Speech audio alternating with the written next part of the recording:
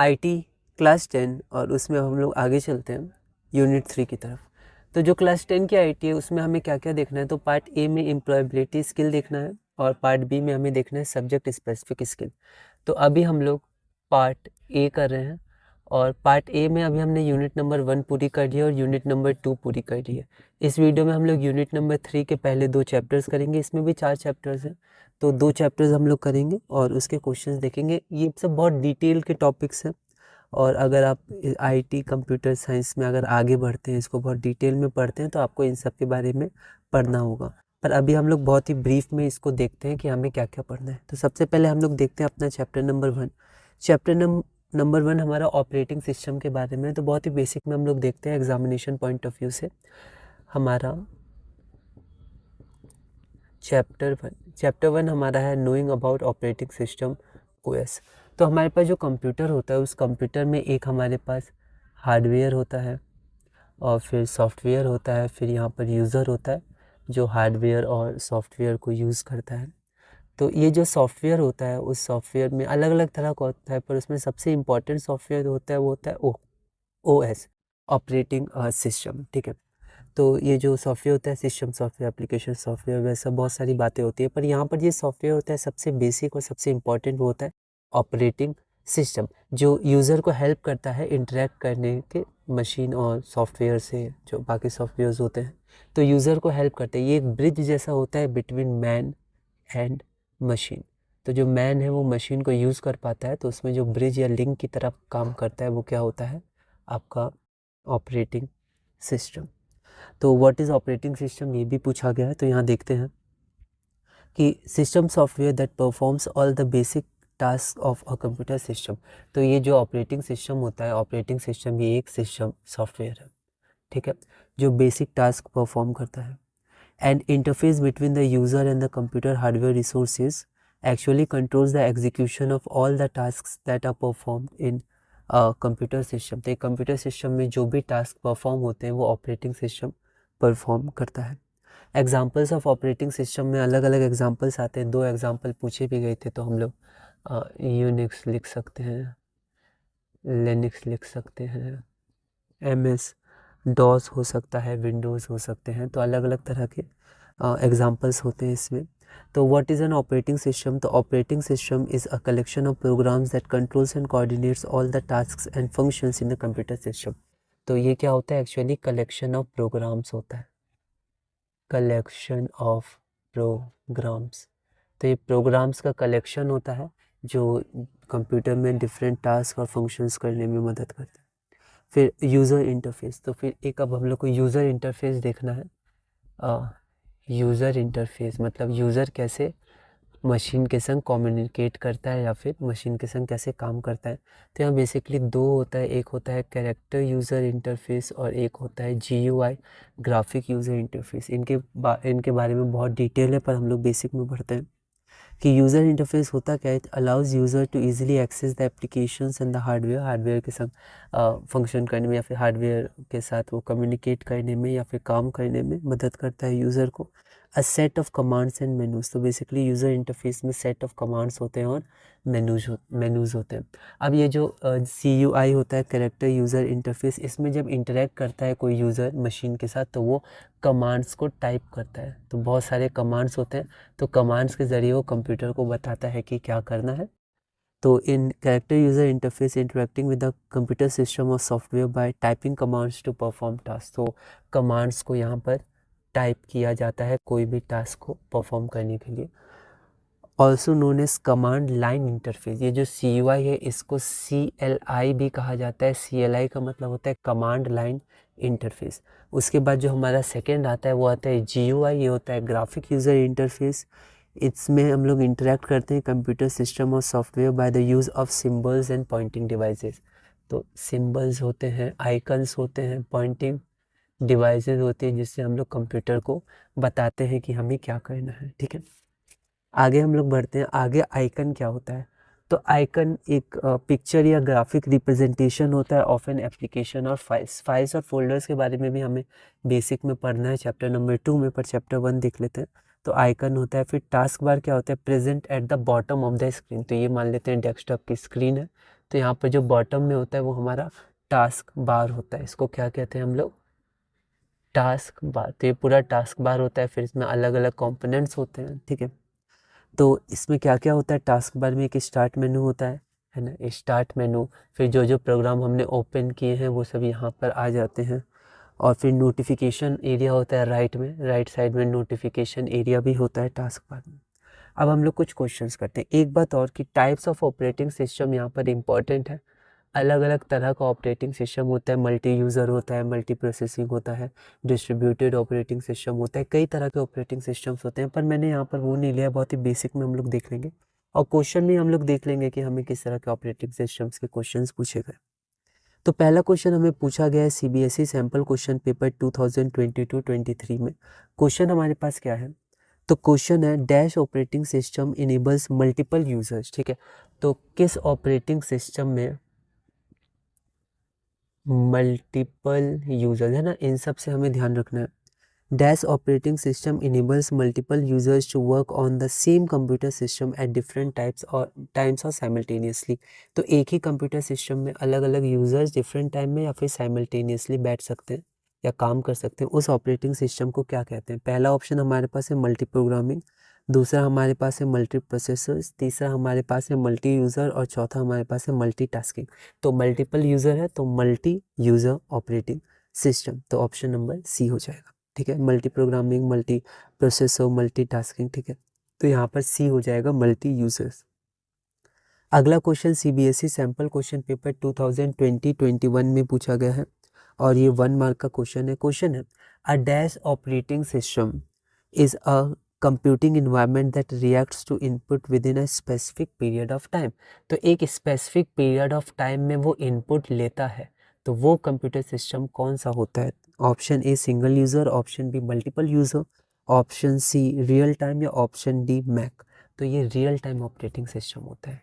Real time में एक given time में, टाइम लिमिट में हमें इनपुट करना पड़ता है, ठीक है। तो ये रियल टाइम है, ठीक है। इसके बाद में और भी डेप्थ में होता है, पर हम लोग बहुत ही बेसिक में डेफिनेशन के अनुसार ही सिर्फ बता रहा हूँ। तो रियल टाइम में क्या होता है कि कंप्यूटर इन्वायरमेंट होता है जिसमें रिएक्ट करना पड़ता है या इनपुट करना पड़ता है हम लोग को स्पेसिफिक पीरियड ऑफ टाइम में, और फिर कंप्यूटर उस पर रिएक्ट करता है, ठीक है। तो real time operating system is a computer environment that reacts to the input पे वो रिएक्ट करता है within a specific time, ठीक है। आगे बढ़ते हैं। अगला क्वेश्चन CBSE 2021-22 में टर्म 1 में पूछा गया था, और ये हमारा 1 मार्क का क्वेश्चन है। तो यहाँ पर हम लोग देखते हैं क्वेश्चन हमारे पास क्या है। तो क्वेश्चन हमारे पास है a computer automatically runs a basic program called dash as soon as it is switched on or the power button is pushed on, ठीक है। तो यहाँ पर हम लोग देखते हैं कि जब भी हम लोग कंप्यूटर को ऑन करते हैं, ठीक है, तो कंप्यूटर क्या है, एक बेसिक प्रोग्राम ऑटोमेटिकली रन करता है, बेसिक प्रोग्राम। उस बेसिक प्रोग्राम को क्या कहते हैं जो कंप्यूटर ऑटोमेटिकली रन करता है जब भी हम लोग कंप्यूटर को ऑन करते हैं या पावर बटन को ऑन करते हैं। Option A BIOS BIOS basic input output system, option B IOS input output system, option C boss basic on system startup, option D POS power on system.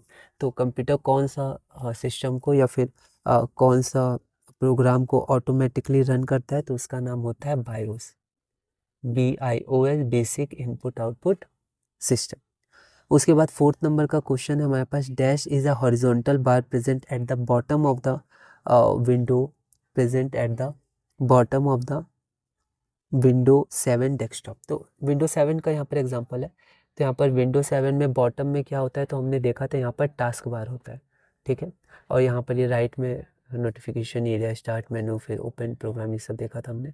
तो ये जो पूरा होता है horizontal bar eight the bottom, इसको हम लोग बोलते हैं टास्क बार। तो अब हम लोग आगे बढ़ते हैं। हमारा अगला क्वेश्चन है, which software is a series of graphical user interface operating system developed by Microsoft. तो माइक्रोसॉफ्ट कंपनी ने कौन सा graphical user interface operating system को लॉन्च किया या फिर बनाया है या डेवलप किया है। ग्राफिकल यूज़र इंटरफेस को माइक्रोसॉफ्ट ने, ठीक है। तो माइक्रोसॉफ्ट कंपनी कौन से graphical user interface operating system को डेवलप किया है। Option A Mac OS, option B MS Windows, option D Linux, option D Solaris. तो ऑप्शन बी MS विंडोज़, तो MS माइक्रोसॉफ्ट विंडोज़, तो माइक्रोसॉफ्ट ने MS विंडोज़ को डेवलप किया है GUI।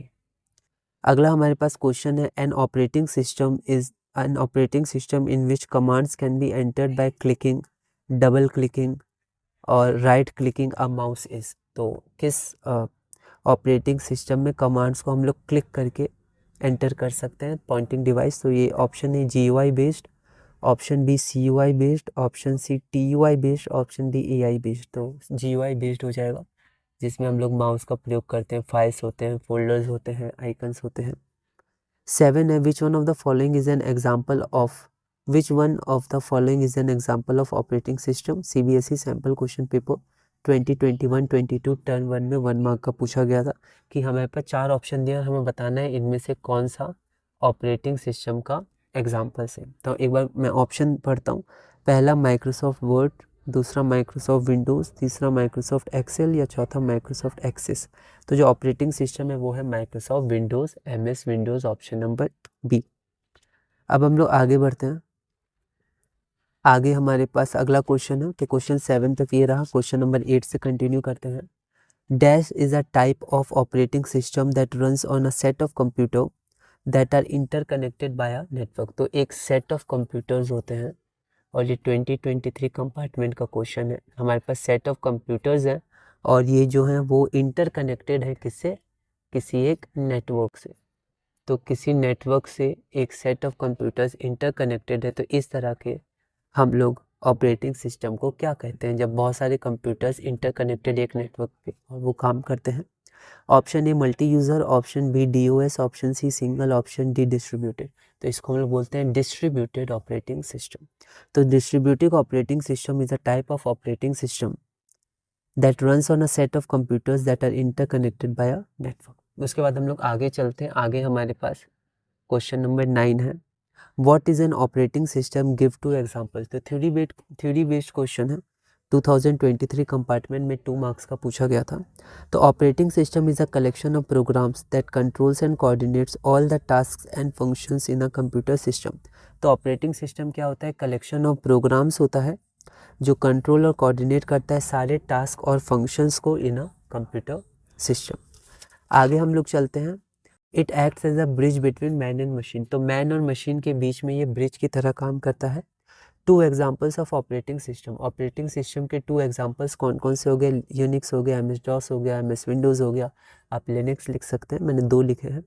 अगला क्वेश्चन हमारे पास आया था 2025 कंपार्टमेंट का क्वेश्चन है, the most important software in any computer system is. कोई भी कंप्यूटर सिस्टम में जो सबसे इम्पॉर्टेंट सॉफ्टवेयर होता है, सबसे इम्पॉर्टेंट सॉफ्टवेयर उसको हम लोग क्या कहते हैं? A gaming software, B designing software, C operating software, D internet software. 2025 में कंपार्टमेंट में 1 मार्क का क्वेश्चन है, तो हमारे पास आंसर हो जाएगा सी, ऑपरेटिंग सॉफ्टवेयर सबसे इम्पॉर्टेंट सॉफ्टवेयर होता है। Operating software 2025 compartment 1 mark.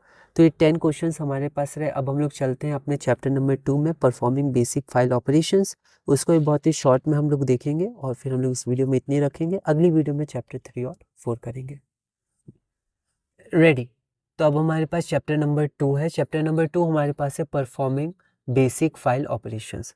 तो इसमें हम लोग को क्या करना है? इसमें हम लोग को फाइल्स और फोल्डर्स के बारे में पढ़ना है। ब्रीफ में बहुत पढ़ेंगे, बहुत डिटेल्स हैं इसमें। तो हम लोग एग्जामिनेशन पॉइंट ऑफ व्यू और क्वेश्चंस पे फोकस करेंगे। तो हम लोग जो भी चीज़ स्टोर करते हैं कंप्यूटर में, फाइल्स के रूप में क्या होती हैं? स्टोर हो जाती हैं। तो everything is stored in the computer is stored in the form of file. Files can B separately placed into groups called folders. तो फाइल्स को जब हम लोग ऑर्गेनाइज करते हैं तो हम लोग फोल्डर्स बनाते हैं जिसमें हम लोग ऑर्गेनाइज करते हैं। Each folder can contain related files और सब फोल्डर्स। तो फोल्डर्स के अंदर भी फोल्डर्स हो सकते हैं, सब फोल्डर्स बोलते हैं। Each file has a file extension. तो ऐसा ज़रूरी नहीं है कि हमेशा होता है, पर जनरली ताकि कंप्यूटर आसानी से उसको पहचान पाए, हमें आसानी से पता चल पाए, तो इसलिए हम लोग फाइल एक्सटेंशन लगा देते हैं कि कौन सी टाइप की फ़ाइल है। इमेज की फ़ाइल है, ऑडियो की फ़ाइल है या फिर किस तरह की फ़ाइल है, कोई डॉक्यूमेंट है उसमें, ठीक है, तो टेक्स्ट है, तो उससे हम लोग को पता चल सकता है किस तरह की फ़ाइल्स होती है, क्योंकि different types of files different types of information store करती है। लेकिन ऐसा ज़रूरी नहीं सब में एक्सटेंशन होना ही चाहिए, पर जनरली होता है फाइल्स में एक्सटेंशन। तो each file has a file extension bracket में generally after the name which is use to identify the file. तो नाम के बाद डॉट कुछ लेटर्स में 3 या 4 लेटर्स में उसका एक्सटेंशन होता है, जिससे पता चलता है कौन सी फाइल है। तो कुछ फाइल्स के नाम मैंने लिख दिया, वैसे बहुत तरह की होती हैं, जैसे म्यूज़िक में कोई भी फाइल का नाम है, मान लेते हैं ABC, फिर .mp3 और भी हो सकता है, ठीक है। उसी तरह अगर कोई पिक्चर की फाइल है, मान लेते हैं ABC नाम है, .jpg हो सकता है, PNG हो सकता है, और भी तरह के एक्सटेंशन हो सकते हैं। अगर टेक्स्ट फाइल है तो मान लेते हैं यहाँ पर abc.txt एक टेक्स्ट फाइल है, इसमें टेक्स्ट होगा, ठीक है। अगर HTML डॉक्यूमेंट है तो .html या .ht, ठीक है, तो ये हो गया। उसके बाद हमें क्या क्या देखना है इसमें कि हम लोग फाइल्स कैसे क्रिएट कर सकते हैं, फोल्डर्स कैसे क्रिएट कर सकते हैं, फाइल को रीनेम कैसे कर सकते हैं, फोल्डर्स को रीनेम कैसे कर सकते हैं, फाइल फोल्डर्स को डिलीट कैसे कर सकते हैं, कॉपी कैसे कर सकते हैं, पेस्ट कैसे कर सकते हैं, मूव कैसे कर सकते हैं, परमानेंटली डिलीट कैसे कर सकते हैं, क्योंकि जनरली वो रिसाइकिल बिन में चली जाती है। फिर रीस्टोर हम लोग कैसे कर सकते हैं, तो ये सब कुछ है। और जैसे शॉर्टकट कीज़ हम लोग को बहुत ही बेसिक तो पता होनी ही चाहिए। जैसे अगर हम लोग को कॉपी करना है तो सेलेक्ट करके CTRL+C कॉपी करने के लिए, पेस्ट करने के लिए Ctrl+V CTRL+V, और अगर हमें कट करना है तो CTRL+X। ये 3 हमें ध्यान होना चाहिए, और भी होते हैं। अब हम लोग कुछ क्वेश्चंस पे चलते हैं। तो 11th नंबर क्वेश्चन हमारे पास ये क्वेश्चन 2025 में ही पूछा गया था, 1 मार्क का। A dash is a location where a group of files can be stored in the computer. तो कहाँ पर ग्रुप ऑफ फाइल्स को हम लोग कहाँ पर स्टोर करते हैं, किस लोकेशन में, 2025 का क्वेश्चन है। तो हम लोग फोल्डर्स में स्टोर करते हैं, तो हमारा ऑप्शन फोल्डर्स हो जाएगा। फिर अगला हमारे पास क्वेश्चन नंबर 12 है। तो क्वेश्चन नंबर 12 क्या है, the file name and file name extension are separated by. तो देखिए यहाँ पर जैसे ये हो गया फाइल का नेम, ये हो गया फाइल का एक्सटेंशन। तो फाइल नेम और फाइल नेम का एक्सटेंशन को किससे सेपरेट करते हैं, तो डॉट से सेपरेट करते हैं। ऑप्शन था डॉलर, डॉट, अंडरस्कोर या हैश, तो हमारा आंसर डॉट हो जाएगा। डॉट से हम लोग क्या करते हैं, इसको सेपरेट करते हैं। अगला क्वेश्चन हमारे पास 2023 कंपार्टमेंट का है, पिछला क्वेश्चन 2024 का था। कंपार्टमेंट का क्वेश्चन है which keys do you press to copy a file और फोल्डर। तो कॉपी करने के लिए हम लोग क्या करते हैं, Ctrl+C, तो ये हमारे पास शॉर्टकट की हो गई, तो ये हमारा ऑप्शन हो जाएगा। अगला क्वेश्चन है differentiate between files and folders, 2023 में 2 मार्क्स का। अब देखिए क्योंकि ये 2 मार्क्स का है, लेकिन मैंने बहुत सारे पॉइंट्स इसमें लिख दिए हैं, आप 1 पॉइंट या 2 पॉइंट लिख सकते हैं, ठीक है। तो यहाँ पर फाइल्स और फोल्डर्स में यहाँ पर मार्किंग स्कीम में मैंने 7 पॉइंट्स लिखे हैं, इसको हम लोग एक बार डिस्कस कर लेते हैं शॉर्ट में। फाइल्स क्या होता है, all information stored in a computer. Folder होता है a location where files are stored या फोल्डर्स आर स्टोर्ड, कि सब फोल्डर्स भी होते हैं। फाइल में और मे नॉट हैव एक्सटेंशन, पर फोल्डर्स में एक्सटेंशन नहीं होता है, folders do not have extension.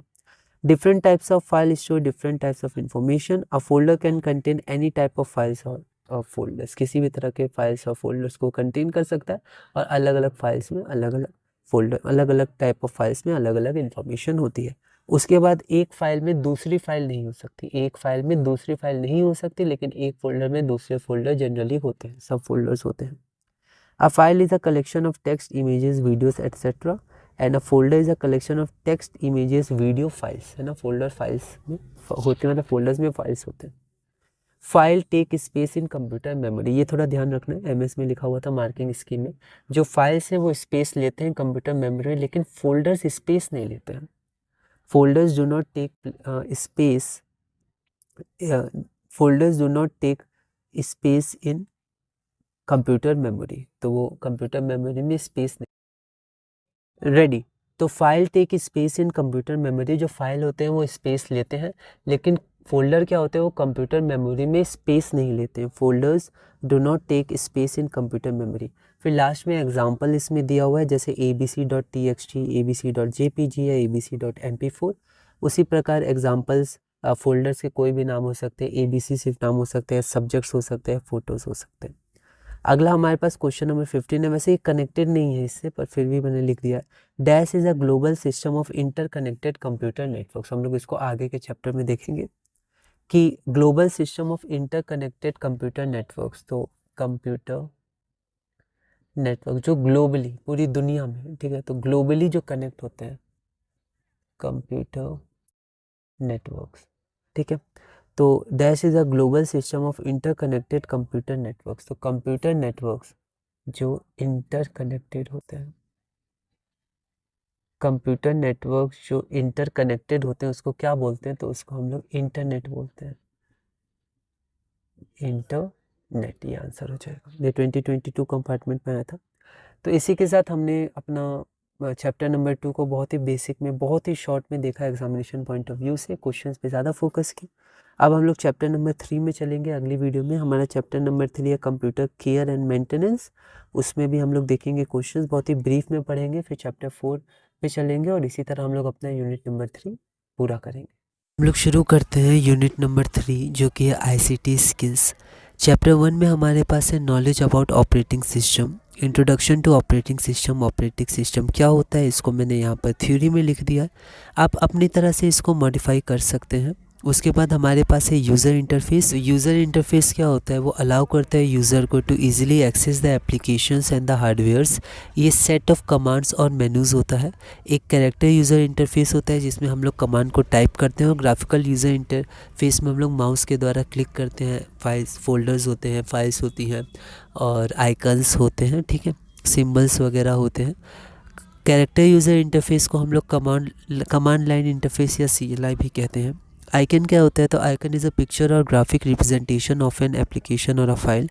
Task bar क्या होता है, it is present at the bottom of the screen. उसमें क्या क्या होता है, start menu, open program, notification area at the right side of the task बार।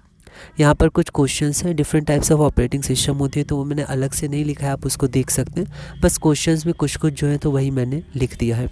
उसके बाद ये क्वेश्चन है, ठीक है, इसका मैंने लैंग्वेज लिख दिया, आप इसको एक बार पढ़ सकते हैं। क्वेश्चन नंबर 4, क्वेश्चन नंबर 5 हो गया, क्वेश्चन नंबर 6 हमारे पास ये हो गया। ये सब कब कब आए थे उसको भी मैंने लिख दिया है। उसके बाद क्वेश्चन नंबर 7 हमारे पास हो गया, कौन सा ऑपरेटिंग सिस्टम इसमें से है, तो MS विंडोज़ हो जाएगा।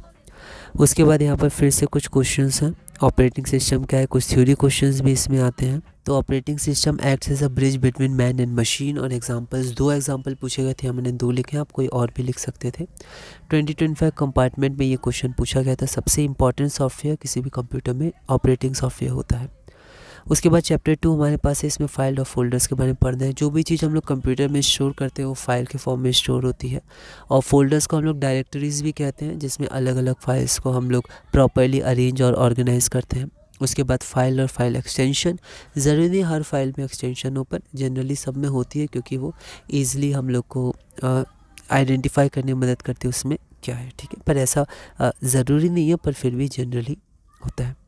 फिर creating files and folders, renaming, deleting, कॉपिंग, pasting, ये सब आप पढ़ सकते हैं, ये सब मैंने यहाँ पर नहीं लिखा है।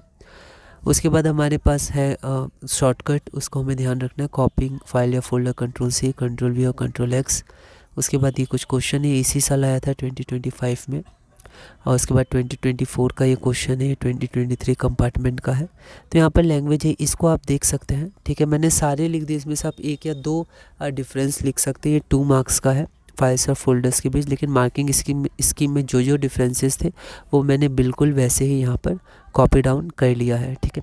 उसके बाद एक क्वेश्चन और, dash is global system of interconnected computer networks. Computer networks ये इंटरनेट होता है, इसे हमने चैप्टर 4 में थोड़ा सा देखेंगे, पर मैंने यहाँ पर इसको ऐसे लिख दिया, 2022 कंपार्टमेंट का क्वेश्चन